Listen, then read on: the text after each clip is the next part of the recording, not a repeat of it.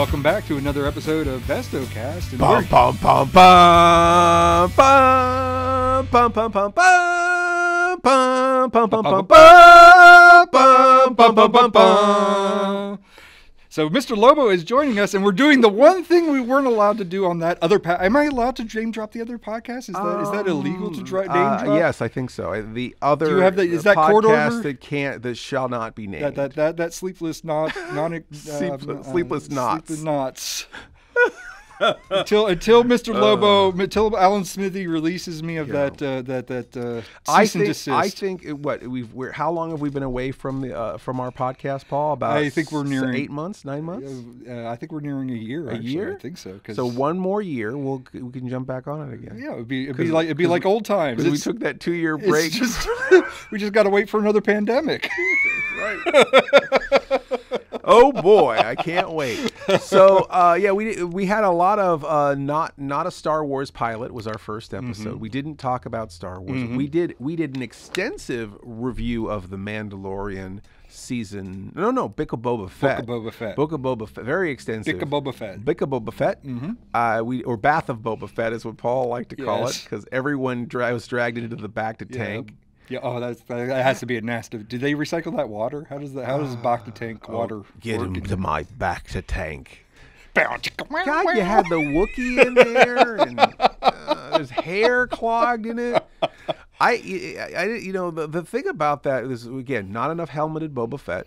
He talked too damn much, and then 2 of the episodes he wasn't in it at all. Yes. Well, even Tamara Morrison complained that he talked too much, and he promises that in season 2, if there's a season 2, he would talk less. I think there is a season 2. There is, okay. But I don't know why. If he felt that way, why didn't he just... Got a lot of belly rumbles going on. So here. Why didn't he say something while they were making it? That's the thing. I think he said something, but I don't know. It's probably above his pay grade to make that decision. Kathleen Kennedy we talked didn't about this approve before, where we thought that maybe the Book of Boba Fett was sort of like a rush job, where I think that Boba Fett came back real strong in The Mandalorian, and that excited people a great deal. They did that like College Humor Saturday Night Live sketch at the end of The Mandalorian, where he knocks off Bib Fortuna. And it put Dave Filoni and Jon Favreau on the spot where they're like, "Fuck, we used the Boba Fett script for The Mandalorian. Now we got to come up with something." Yeah, right. Because originally Mandalorian was supposed to be about Boba Fett, and was it young Luke initially, or young Rey? I thought like the original Boba Fett, when it was a movie, I don't know why I'm using air quotes, but when it was a movie originally, I thought it was supposed to There was no Baby Yoda, though. There was no Baby Yoda, but it was two legacy characters. But it was supposed to be about like possibly him getting revenge against Han? Okay. Maybe? Okay. Kind of, sort of? Well, anyhow, the initial storyline was that it was supposed to be Boba Fett and a baby. I thought it was a baby Luke, or it wouldn't be baby Luke. No. It would be maybe baby Rey. Maybe baby Rey? Sweet baby Rey. Maybe baby Rey. Anyhow, it doesn't matter, but it was 2 legacy characters in a storyline, and then they went, nah, you can't do that. Right. So then they just changed it to generic Mandalorian. Din Djarin, right, and Grogu. Or the child, or the client, or not the client, the child, the asset, the child, everything else, Baby Yoda, Grogu.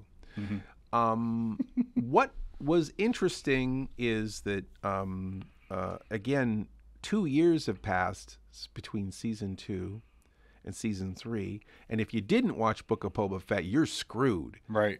I'd assume that watch those 2 weird. Well, you have to. 2 Mandalorian episodes that were jammed in the middle of a Book of Boba Fett. You wouldn't really know. Okay, he went away with Luke, and then was there for a while, and then went back to Din Djarin. You wouldn't know any of that. You tune into the season 3 and go, oh, okay. So they just reset everything. Now although technically, if you're not invested in Boba Fett, you could just watch those 2 episodes and pretty much be done. Yeah, but it is really weird that I guess you would need those 2 episodes in the finale to be done. Yeah. But all the stuff about the Darksaber, and it's like, if you didn't, to put that in the middle of Boba Fett was really weird. Yeah. Right. I have a feeling that that started season 3, and they're like, well, Disney wants us to have 10 episodes. Yeah. And we only have 8. What are we going to do? Yeah, and we're losing subscribers. I know I may have said this on the podcast before, but different podcast. Different podcast. But yeah, Paul's wearing his shirt that says we may have said we may have said this on the podcast before. Well, yeah, I mean, like 2 years or what? 3 years? No, 2 years. I think it's 2 years after. But yeah, you're assuming a lot. Mm-hmm. I mean, they're assuming a lot. I almost feel like I was thinking we're losing subscribers. That was the thing I was saying. But yeah, we're losing subscribers. People aren't digging Book of Boba Fett. I almost feel like it was a course correction. I feel people aren't digging Book of Boba Fett. I'm pretty sure people weren't digging Obi-Wan. Yeah, that's a whole nother thing. I've heard positives for Andor. I got about halfway and it's just like I'm not into this character. I will watch that at some point in time, but it's not high priority. I watched all of it, and I had the problem of trying to watch it week to week. And because when Mandalorian, it's like, oh my gosh, what's going to happen next week? I'm going to get my cereal and my blankie, and I'm going to get all excited and turn it on. And then, like with Mandalorian, an episode just ends, and you have no feeling of you mean Andor? I mean Andor. What did I say? You said Mandalorian. Oh, I'm sorry. I Andor. apologize. Andor. Andorlorian. With the episode of Andor, it ends, and it's all sort of like offbeat, downbeat, in the middle of something. You don't go, oh, I can't wait to see what happens. Right. It just isn't that kind of show. I was never invested with that from announcement on. Mm-hmm. Because it's just like, well, this character dies in Rogue One. I'm not really, he's not, they didn't make enough content around this character to make him interesting enough to go watch a prequel with this guy. And when I did what I did watch, is that, and correct me if I'm wrong, was that basically he lives with a clan that's basically suppressed by the Empire, and it's just basically doom and gloom. And I'm like, I'm not into doom and gloom with my Star Wars today. I kind of want to skip out on that. It's real dry. It's real dry. Some of it was really fascinating, and every 3 episodes has an arc. So I started watching them in clusters, and that made it better for me because it's less like it isn't them talking about a heist for 3 episodes. It's like you see it all happen. They plan the heist and then they do the heist. What I think some of the political stuff's interesting, although I don't need Star Wars to be like Game of Thrones, right? But it was interesting that some of the stuff made you think, like the fact that they antagonized the Empire on purpose to make them clamp down so that they could better finance their cause. Because if everyone is comfortable, even under an iron fist, they're not going to make donations or help them or whatever. So they deliberately pissed the Empire off and made the Empire hurt people so that people could see how bad they were, because that helped their cause. But really, they're antagonizing the Empire. Right. So I guess that kind of fits with his character, because the way he is in Rogue One is that he's not afraid to kill the information broker, whoever's providing him the information. If the Empire is on him, he has no problems killing. That's the whole reason why he was brought onto that team, was to kill Jyn Erso's father, Galen Erso. Yeah. And, that's her that brings him around. So I kind of like, I kind of feel like, well, he's kind of a dick going into that movie. He's pretty much got to be a dick in these series beforehand. Yeah. Well, it's interesting because he isn't so hard in the beginning. You know what I mean? I think he just, like a lot of people, just kind of wants to be left out of everything. It's like, I'm just a mercenary. I'll take my cut of the heist and I'll be on my way. Well, he takes his cut of the heist and he's just trying to live his life on some, like, I don't know, beachside planet somewhere. And he just gets arrested for no reason. He literally gets arrested for no reason because they need jackasses to build parts The Empire Right. needs workers, Conscription. Conscription. Shanghai people. Yeah. So they like basically like oh, he looks like an able-bodied person. Oh, you're not supposed to be here. I think I saw you steal something. You know, he didn't do anything. And so he ends up resisting arrest, and then he ends up getting in more trouble, and then he ends up being put on this work this factory where it's all these people who are just working and working and working and working, and they think they're working off their sentence. Like I think it was like, I don't know if it was 4 years or 7 years or however many years, and as they're working, they can when they go to bed at night, they see they're counting down what their sentence, but nobody ever leaves that place. Right. It sounds like a gulag story, kind of a. Nobody ever leaves that place, and when they discover that nobody really gets out, they have a revolt. So all of the pieces they were making were the array on the Death Star that creates the planet destroyer. So that was the thing they were all working on. So they were basically literally working towards their own demise, making that working in that factory for the Empire. And so that was kind of interesting to see. You know, it's a little on the nose, but it kind of shows that just fits, though, I guess. It kind of shows that just putting your head down and trying to that was never the answer. Just putting your head down and just trying to work your way through it. You know, maybe they won't take this other thing away from me. Eventually, they'll just take everything away from you.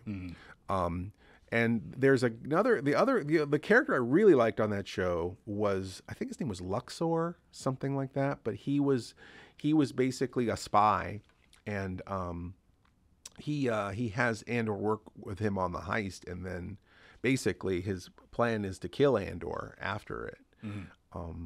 But then Andor sees that this guy's working with the rebellion and wants to be part of it, and he literally confronts the guy, and he says, you know, you can kill me, but I'm not, after what I've been through, I'm not just a mercenary anymore. I'm in. I want you to teach me. I want to be part of this. So I thought all that was kind of good, but it was so dry and there's no humor at all. And it's like, okay, I don't want freaking like space snuffleupagus farting in my face like in the prequels. Well, you might not, but whatever. Don't speak for all of us. Stepping in Bantha Poodoo, kind of like, burping frog Star Wars. But I don't know if I want this like dry drama where there's hardly any aliens, there's hardly any monsters. When they're on that goddamn planet, when they're ready to do the heist and they're hiking up a hill forever, it's like, what? No googly-eyed pterodactyl's going to grab their walking stick? This is Star Wars, right? They should be climbing. They should be climbing up that hill, and a fucking googly-eyed pterodactyl tries to take their walking stick away. They just don't have any whimsy at all in that show, and it's like. I missed that. It was like, it's like, okay, it's interesting to take this seriously and to show all the political machinations of everything. And it definitely like felt like almost like an early 70s sci-fi where it's real heady. But it was so dry that it was hard to imagine Jar Jar Binks is in this world somewhere. You know what I mean? It's hard to imagine that this is almost even the same thing. I wonder, because we can touch on this a little bit later with Obi-Wan, but I wonder if it's because the theme of Rogue One was kind of serious. It didn't really have too terribly much of levity throughout that. I think there was maybe like one or two funny ha-ha stuff. I suppose so, but in the poster for this, they show K2SO. K2SO is never in it. He's never in it. That robot is never there. Probably didn't have the budget. Lost the budget. Supposedly they filmed a whole series and they showed it to the guy who wrote Rogue One, and the guy said, "Ooh, I wouldn't do that." And they said, "Well, what would you do?" And then he wrote a bunch of things, and they went, "Oh, well, let's just do your thing instead." And they scrapped the whole whatever they did, because Andor was the first series they announced. That was the first announced Star Wars series, and it was the last one to come out. Right. So they made a whole show, shelved it, made a whole nother show, and this is what they went with, which is interesting, because what was the other thing? Was the other thing silly, or was the other thing just boring? You know, what did they do before? But I think, like I said, I feel like Star Wars is an adventure. I think Star Wars is something for all ages. If I were a kid and this was my first introduction to Star Wars, I would be asleep on the floor. Right. And I was asleep on the floor. I didn't make it that far. Anyway, we don't have to talk about Andor anymore. And I almost feel like Mandalorian season 3 was almost apologizing for Andor because Right. it's like right off the bat, monsters and you know, jetpacks and all the fun Now, stuff. was Andor apologizing for Obi-Wan? Do you think Yeah, that was maybe. I think that was the Let's talk about Obi-Wan. do we have to? No. That was another one where that was a movie's worth of story. It was originally supposed to be a movie. And I remember when they announced this as a movie, and I'm like, I hate this idea. I don't want to see old man Obi-Wan protecting Luke on Tatooine. Yeah. They've already produced a comic book. They already produced novels. I think it already happened in the cartoons where, you know, he fights Sand people or something? he fights Darth Maul finally Darth comes Maul. back. Oh, right. I've seen that. And I didn't like the idea. And then they were like, "Oh, well, now we have this streaming service, so now we're going to make this in a streaming service instead of the movie." And they sold me on it.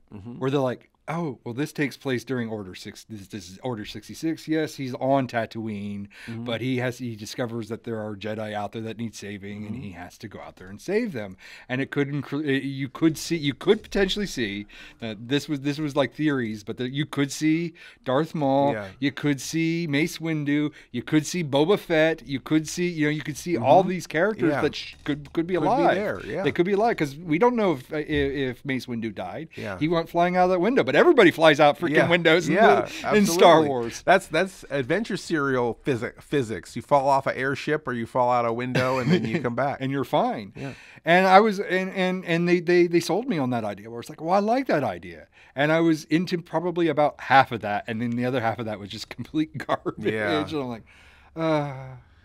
it had potential, and then it's just like, no. I'm sorry. I didn't buy a lot of it. Like, I didn't buy him just working in that. I didn't mind that too terribly much, but it spent too long doing that. Yeah, that lovely marble on that meat, though. Yes. For something that's rotting out in the sun for days at a time. It was too nice to give to his snuffleupagus or whatever that thing was.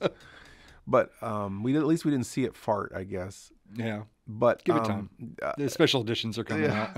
The thing about it is that, you know, and I will talk about this since I have the most melanin in my skin here, but Reva was not a really good character, and they didn't. I liked her in the beginning. Actress. I think that they could have done something good with her. One is that I feel like they were afraid to make her too interesting. I think this is a problem with a lot of characters. They just are afraid to make them too interesting. The thing is all the other Inquisitors look like Cenobites, you know. They could have gave her a mohawk, or they could have put a Lobot headset on her, or a cool laser eye, or anything. Yeah, give her a Vespa. She's still so she can match. No. She looks like a scared little girl. She looks like there's no mystery. You know exactly who she is. You knew she was one of the children that escaped Order 66. So I that was there was no. It's like you could call it right at the beginning. The positives of Reva that I can actually give in Obi-Wan is I liked her at first. I thought her plan of being top dog, whether she was going to be the top Inquisitor or she was going to go after Vader's position. Yeah, she was okay. I just wish she looked cooler. Yeah. They could again, an eyepiece or a Lobot helmet. Right, or the Vespa. No Vespa. And they should have drained her. They should have made her look undead like the rest of the Inquisitors. Give her paler or something. Yeah, well, because, and we talked about this a little bit off camera, or off mic, I should say, where I guess it was canon that the Inquisitors were in the Bible that was written by George Lucas, where they were supposed to be the watchdogs of Vader, and he would send them out after the Jedi to do his bidding. That he couldn't chase every one of them down, and all these hound dogs or watchdogs. I think they were hound dogs, the hounds of Vader. They were if they didn't come through, they were punished. He would cut their hands off. He would cut their legs off and give them mechanical legs. He would give them the respirators so that they were always constantly in pain, like he is. Yeah, and they somewhat resembled what he looks like without his helmet, with all his color drained out and the dark around the eyes, and almost cadaverish. Right, and so we kind of get that with the other two, but we don't really get that with her. Maybe she's, I don't know, too fresh. Maybe she's a new recruit, but she's a third sister. She's a newbie, I guess. I mean, she's high enough to have a ranking. She's a third sister, and there was like a second brother, and the sixth stepsister, and second the mother-in-law, cousin twice removed. But I hate the fact that by the end, I didn't like her by the end. Her plan was so over convoluted, where it's like, oh, fuck this. Yeah, and then Vader runs her through, and then she comes back from that somehow. And that's the thing. Well, both her and the Inquisitor, which I couldn't figure out the sense on either direction. The Inquisitor made no sense to me because he's in Rebels, which Rebels happens after that, and it's just like, okay, how did he die? And then he came back. So of course he comes back, but he didn't look like he looks like in Rebels. I mean, I always talked about how he looks like the Prometheus from Prometheus and Bob on the cartoon show Kablam, which you never saw. Right. But basically elongated, sort of alienish head, white skin, or maybe even almost whitish bluish skin. Right. And then like a black, high collared black leather outfit. And like they're real tall and spindly. And this guy was very round. You know what I mean? So he didn't evoke, like they should have got Doug Jones or somebody to be like that guy. The Grand Inquisitor just didn't, to me, even though I wasn't a huge fan of the Clone Wars cartoon. I mean, I like the Clone Wars cartoon, but I'm not one of those people where, it's got to be exactly like the cartoon. But was he in that too? Because I knew he was in Rebels. Oh, Rebels. I think. Well, maybe it's just Rebels then. I don't know. I didn't see the. I've only seen like the action figures and. I haven't watched a lot of him. Clone Wars, but I've watched more of Rebels. Yeah, that's where, and he's on there. All the Inquisitors are pretty much within. Okay, so but the Inquisitors on the animated versions of them, I'm not really that much of a student of, but I knew enough to know that the guy looks nothing like the guy in the from the animation. So I thought that they tried harder. I mean, they tried pretty hard with Boba Fett's what's that character, the cowboy? Cad Bane. Cad Bane. We're in an age where all the animated people are just giving live action. I mean, even Ahsoka's officially Ahsoka, like yeah. I mean, and again, I thought Ahsoka, at least immediately it's Ahsoka. Like with the Inquisitor, I thought, okay, this guy gets killed and then gets replaced with that other Inquisitor. That's what I thought. Just somebody else that looks. They just give that same station to someone else. Because aren't we theorizing, or was that just me that was theorizing that it was that planet that Obi-Wan is on in Attack of the Clones, where they were all super tall. They were like 9 feet tall, and then they had like the stripes in the face. Yeah, and he that's the planet where he takes the where he finds the clones. Oh no, that's a different one. The Caminos were the ones where he found the clones. Right. This is the one where he rides the lizard thing to face off against Grievous. Okay. This actually might have been Revenge of the Jedi, or Revenge of the Sith. Okay, yeah, that's a different. But I think like all those peoples, because they didn't want to. They didn't want to share secrets with him, but then they kind of whisper like, "Oh yeah, they're down the hall." Yeah, and then they kind of get screwed in the end when the Order 66. I feel like that's the race that he's. But they were sort of alien-like, and they didn't make this guy look very alienish. And he was super tall though too, and I don't feel like he was that tall at all. No, and maybe again, he's a midget. I feel like they were just making him somewhat less interesting to try to make her more interesting, maybe. But again, I thought she's a fine actress. I just feel like that they kind of didn't write a good character for her, and then as far as her look goes, they didn't try to make her match the other Inquisitors at all. Do you think that that's because of Discovery? I think it's the same actress as in Discovery, is it not? Do you know? I don't know. I don't watch Discovery. Maybe I should, before I throw out some sort of fact. I mean, I guess this is the internet. But you think she wears makeup in Discovery? I don't know if she's under makeup. Because something that my friend Andrew said is that people were very excited that she had her natural hair. You know, and a lot of times in sci-fi they won't necessarily display African American hair, so that's something that's exciting for people to see.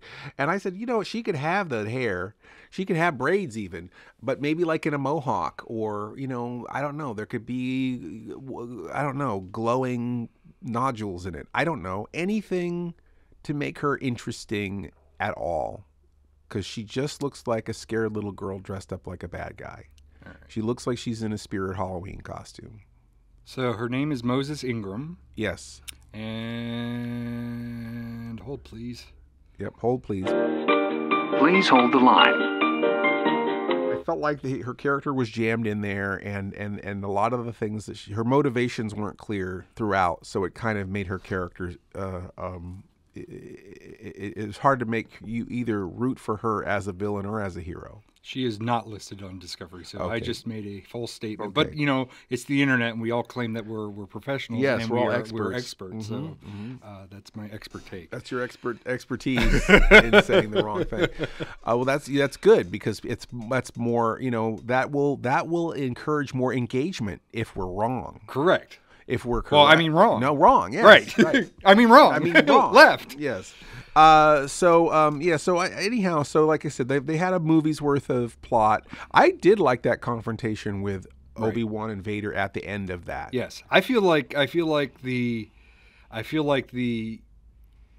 good parts was the movie, and the bad parts was like, oh, well, we have to make this into a series. We have to spread it out. And I liked that he was protecting Leia. I thought that actually made more sense, because it's like when she sends that message to General Kenobi, it's like this was this guy that she might remember from when she was small. Right. Well, before it translated, where it's like, oh, her stepdad, her dad, knew him in the Clone Wars, and she knew him. She probably just knew from his stories. Whereas this is like, well, now she actually has a memory of him directly, and it doesn't really impact. And she was very excited that General Kenobi was there. And it would make more sense of why R2 is sent specifically to Kenobi.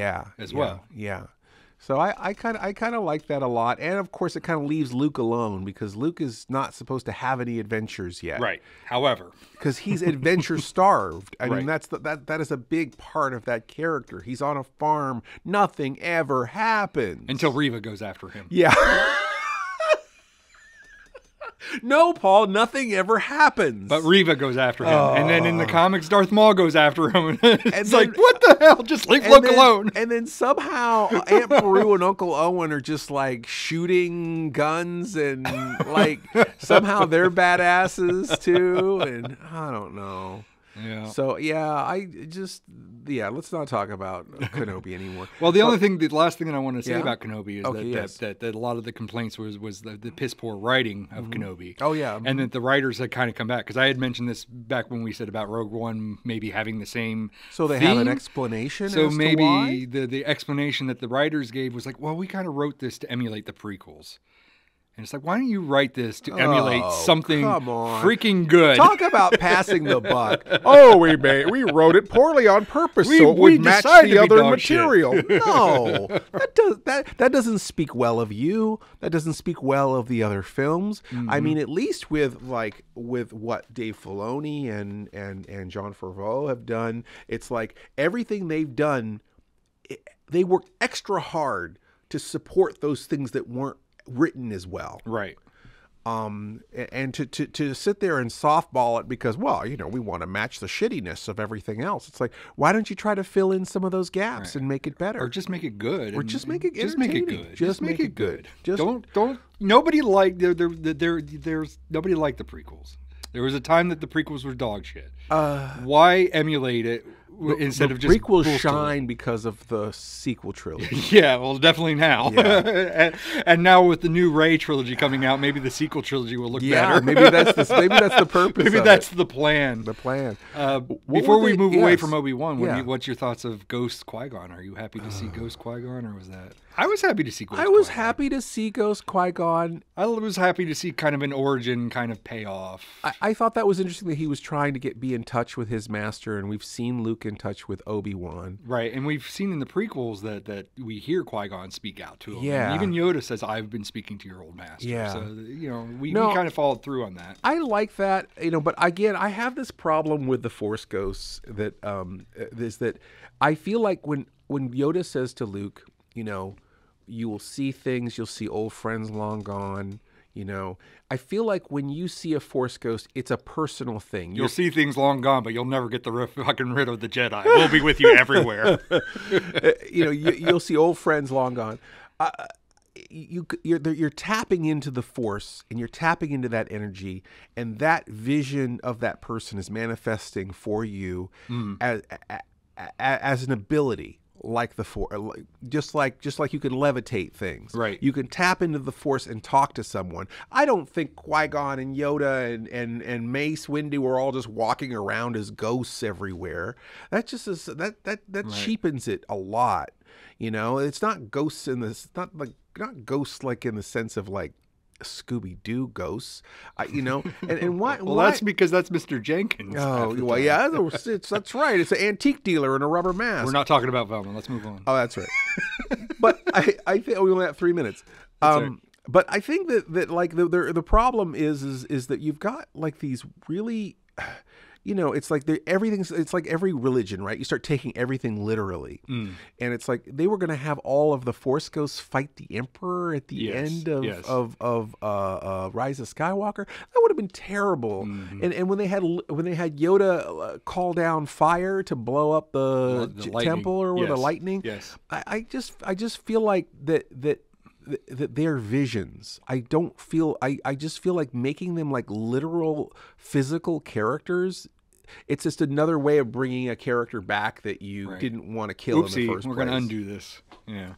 I mean, I kind of like the idea, and I kind of subscribe to the idea. Had they have done the next movie after The Last Jedi better, was that Luke trains, because my thing with the Force Ghosts is that they always continue to train. They may not be able to manipulate physical matter, but to me, Obi-Wan, in between those movies, Obi-Wan always was training Luke or doing something, teaching Luke was hearing that voice. He was every hearing once that in a while, yeah. And that's where I was tapping into to Obi-Wan. And I was hoping that would be what Rey would end up doing.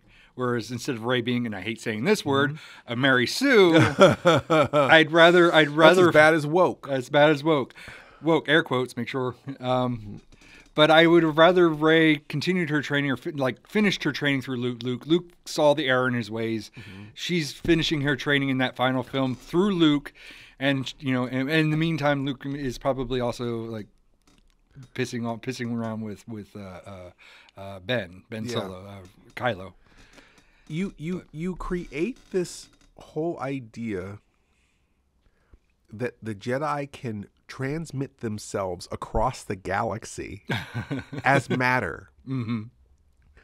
Yet you somehow have to bring the Emperor back through a secret door on the Death Star that crashed. Like, couldn't the Emperor have been just projecting himself? That's what I thought. That's what I thought Snoke was supposed to be. I thought he was just projecting himself into Snoke. Yeah. I mean, he was just a meat puppet. I mean, he was revealed to be a meat puppet. So I guess that's what he was doing. Yeah, I guess. See, and that's the thing. It's like I don't know why they never properly explained that why shit. Did they just here's a quick 5-second scene because we're undoing this. The weird thing of the contraption that was puppeting him around and. I mean, the idea, I guess, and I don't know if it was explained in the movie or if I got this elsewhere, but the idea was that he was hopping body to body. His clone body didn't last, and it would deteriorate, and he would hop to the next body. And that's why he needed Rey. He needed an actual living body, not a clone. But I don't know if that was expressed or if that was just. I don't think that was expressed. That was something that they always. I think I think that was might be expanded universe. That's bullshit. Expanded universe stuff, which we always thought with the Emperor that he was using clones. That's how I always justified or explained before the special editions why the Emperor doesn't look the same in Empire as he does in Jedi. He's so evil. He's burning through these bodies where he's just gotta. He went through that female chimp-eyed looking body, and now he ended up right. The weird lady from Star Trek with chimp eyes. Yeah, I went from the monkey-eyed Emperor to I always thought it was owl eyes, but yeah, they're monkey eyes. I always just picture somebody doing the Junior Birdman. Yes. Just with the fingers. But so I just feel like again they just didn't have confidence in their own ideas, and with those last 3 movies, they didn't even watch what happened in the movie before the movie that they were making. Right. And that was, I think, a problem even with the prequels. They didn't go back and watch the movies that they had made. I feel like they just sort of. Lucas was too busy changing it so often that he probably he's like, did I do this or did I change? Did I express this? If I screw it up, I'll just change it. I'll just change it again, right? Just make it work. Yeah. So so I guess there again always have been a loose canon, as we like to say, but it did feel like with those last 3 movies with the sequel trilogy that they just sort of let it fall apart. Mm-hmm. They panicked. It's like someone they've got to take a test and they didn't study and they just like very quickly try to pull something out of their ass and make it look like they did a bunch of work, but they didn't really do all that work. Used AI. What? They used AI. That's the new. All the kids using AI nowadays. All around kids. But you didn't watch The Mandalorian Season 3. I haven't watched Mandalorian Season 3, and we're out of time. We're out of time. Maybe okay. I guess we'll have to come back to approach that. Do I have to twist your arm to make you come back for a third episode? You don't have to twist my arm. How about if I bribe you? Here's a shiny penny. I'll just take one more slice of pizza, and we'll call it even.